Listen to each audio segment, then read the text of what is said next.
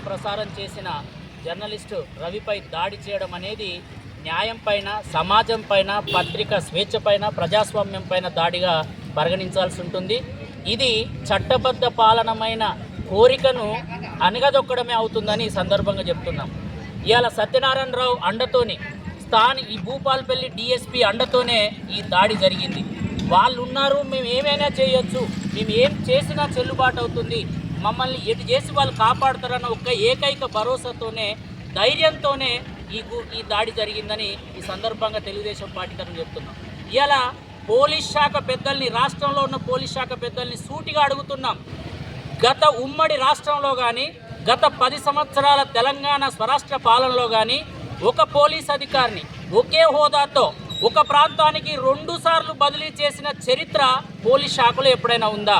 మరి అలాంటి చరిత్ర లేని పోలీస్ శాఖలో డిఎస్పీ సంపత్ రావును ఎవరి కోసం, ఎవరి అనుచరులను కాపాడడం కోసం 2వ భూపాలపల్లికి పోస్టింగ్ ఇచ్చిర్రో ఈ రాష్ట్ర డీజీపీ ఈ భూపాలపల్లి ప్రజలకు సమాధానం చెప్పాలి. మాట మాటకు బాధితులు ఫ్రెండ్లీ పోలీస్ అవసరం లేదు, బాధితులకు అండగా నిలబడాలని ఏదో సత్యవాక్కులు పలుకుతున్న డీజీపీ గారు ఈ రాష్ట్రంలోని ఐపీఎస్లు అందరినీ సూటిగా అడుగుతున్నాం. 2వ డిఎస్పీకి ఎవరి ఫైరవ్ మీద పోస్టింగ్ ఇచ్చిరో చెప్పండి.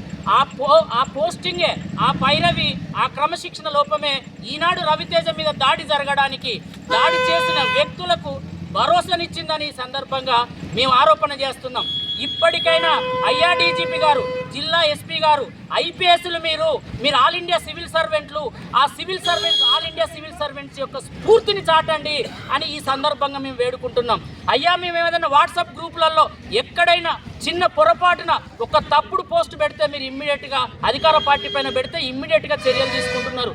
నేను స్వయంగా ట్విట్టర్లో ఈ జిల్లా ఎస్పీకి అయ్యా ఒకసారి చిట్యాల పోలీస్ స్టేషన్ సీసీటీవీ ఫుటేజీలు చూడండి, సైకోలు రోమింగ్ చేస్తున్నారు, బాధితులు భయపడుతున్నారని మీకు ట్విట్టర్లో పోస్టింగ్ పెట్టి ఇప్పటికి వారం రోజులు అవుతుంది. కానీ ఇప్పటి వరకు మీరు చర్యలు తీసుకోలే.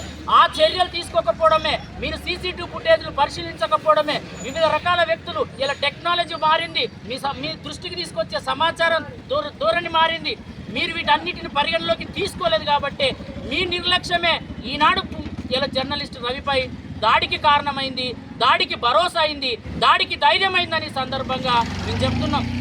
మాటకు గండ్ర సత్యనారాయణరావు ఎమ్మెల్యే గారు ఎప్పటికొక మాట చెప్తాడు, నేను తప్పు జరిగితే ముక్కు రాకిస్తా అన్నాడు. ఇవాళ రవిపై దాడి జరిగింది, అది తప్పా ఒప్ప?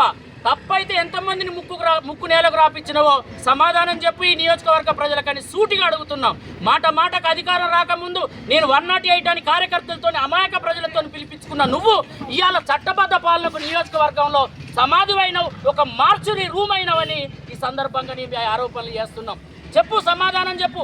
ఎక్కడున్నాడు, ఎట్లా తప్పించుకున్నాడు? ఇలా పోలీసులు కళ్ళుగా మూసుకున్నారు. కాబట్టి పోలీసులు కళ్ళు మూసుకోవడం కాదు, పోలీసులు నిద్ర నటిస్తున్నారు. అరెస్ట్ చేయడంలో నిద్ర నటిస్తున్నారు. ఎట్లా తప్పించుకుంటాడు ఒక నిర్దోషి? అదే సామాన్యుడు తప్పించుకుంటాడు? అరే, తప్పు చేయనుని తీసుకొచ్చి లోపల కూర్చుండబెట్టిన చరిత్రలు పోలీసు వాళ్ళకు ఉన్నాయి. ఇలా ఒక నిందితుడు ఇలా ఫిర్యాదు అందిన రోజు ఎమ్మెల్యే వెంబడే తిరిగిండు. ఎట్లా తప్పించుకున్నాడు? మీరు కళ్ళు మూసుకొని నువ్వు తప్పించుకున్నట్టు చేయి, మేము తప్పించుకున్నాడని మేము ప్రకటన చేస్తామని ఒకే ఒక ధోరణితో మీరు ఇంకా అతన్ని కాపాడదలుచుకున్నారు. కాబట్టి 3 సంవత్సరాలుగా చింతకుంట రామయ్యపల్లిలో ప్రజలకు నిద్ర లేకుండా చేస్తున్నది సైకో గ్యాంగ్. ఇక్కడున్న పోలీసుల అండతోని, అక్కడున్న డిఎస్పీ అండతోని, ఎమ్మెల్యే అండతోని చింతకుంట రామయ్యపల్లెలో సామాజికంగా, రాజకీయంగా, ఆర్థికంగా ఎవరెవరైతే వాళ్ళకు పగలు ప్రతీకారాలు తీర్చుకోవడానికి ఇక్కడ పోలీస్ శాఖ పనిచేసింది, దానికి స్పష్టమైన ఆధారాలు, స్పష్టంగా నేను బాధితుల్ని పోలీస్ ఎస్పీ ముందు పరేడ్ చేయించడానికి కూడా సిద్ధంగా ఉన్నా. పోలీస్ శాఖ ఈ పరేడును, ఈ వివరణను తీసుకోవడానికి, స్వీకరించడానికి చిత్తశుద్ధితో సిద్ధంగా ఉందా అని కూడా నేను ప్రశ్నిస్తున్నా. కాబట్టి ఇకనైనా పోలీస్ శాఖ మేల్కోవాలి.